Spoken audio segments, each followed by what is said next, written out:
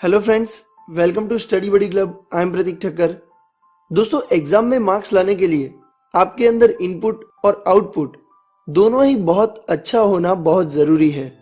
हमने काफ़ी सारे वीडियो में इनपुट के बारे में बताया हुआ है, जैसे कि पढ़ाई में ध्यान कैसे लगाएं, पढ़ा हुआ याद कैसे रखें।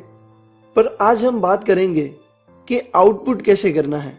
मतलब आप जो रीड करते हो, आप जो याद रखते हो, उसका आउटपुट कैसे करना है।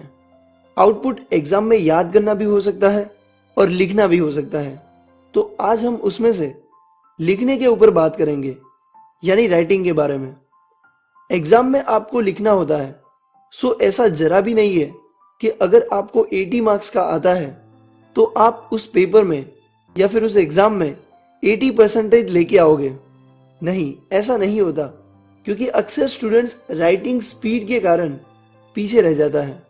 मतलब वो 80 मार्क्स का लिख ही नहीं पाता एंड सो वो 80 मार्क्स नहीं ला पाता। वैसे भी एग्जाम में लेंदी बट इजी क्वेश्चंस ज्यादा पूछे जाते हैं, जिससे स्टूडेंट्स कंफ्यूज हो एंड पेपर पूरा ना लिख सके।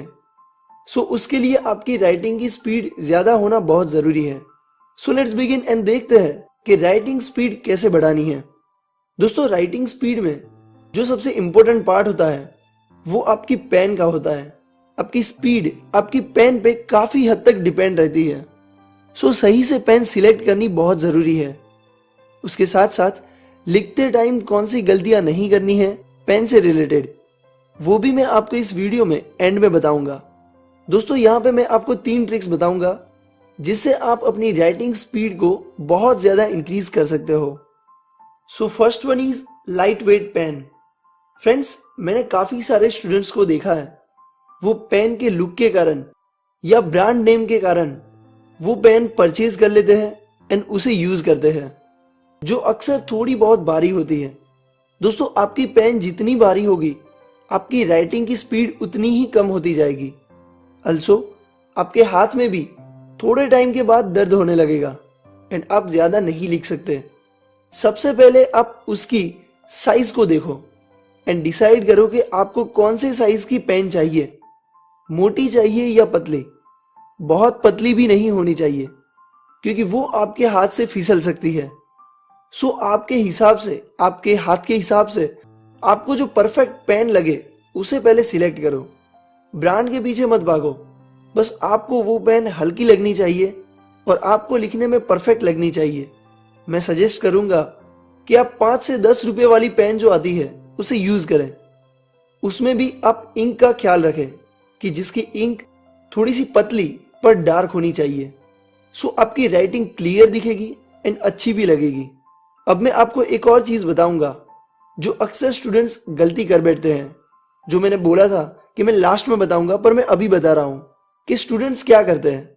जब भी वो कुछ लिखते होते हैं, फिर वो होमवर्क हो या फिर एग्जाम, वो ऑलवेज अपने पेन का ढक्कन पीछे लगाते हैं।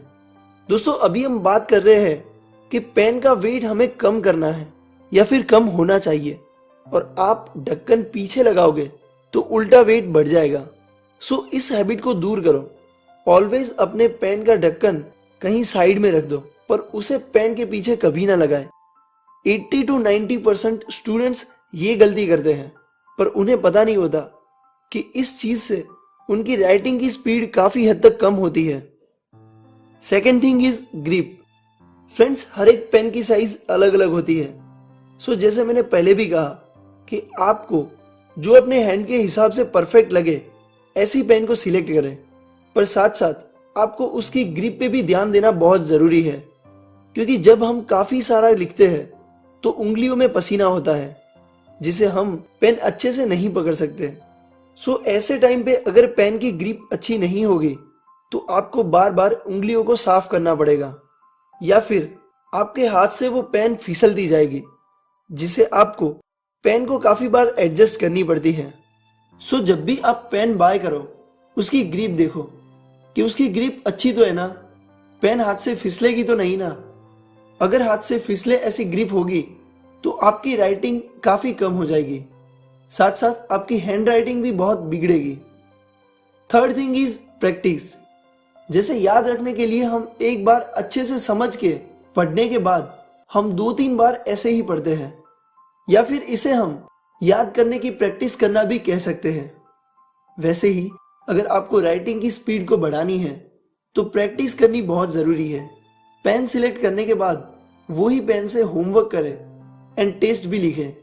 जब भी होमवर्क करने बैठो उसमें लिखने की स्पीड इंक्रीज करने का ट्राई करें, और ऐसा भी नहीं करना है कि 20-50 रुपए देके लास्ट में किसी और से पूरी बुक लिखवा दी। ऐसा तो बिल्कुल नहीं करना है।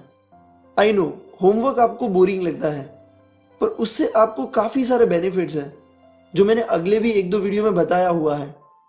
तो दोस्तों, ये तो थी 3 ट्रिक्स जिससे आप अपनी राइटिंग स्पीड बढ़ा सकते हो, जिसमें पेन के रिलेटेड हमने 2 पॉइंट्स देखे। एक, पेन हल्की होनी चाहिए एंड दूसरा, पेन की ग्रिप अच्छी होनी चाहिए। सो फ्रेंड्स, आई होप आप इन ट्रिक्स का यूज करें एंड आपको काफी बेनिफिट हो। लाइक करें इस वीडियो को, अपने व्यूज कमेंट करें, शेयर करें, subscribe to study buddy club for more amazing videos. Thank you so much for watching this video. जय हिंद।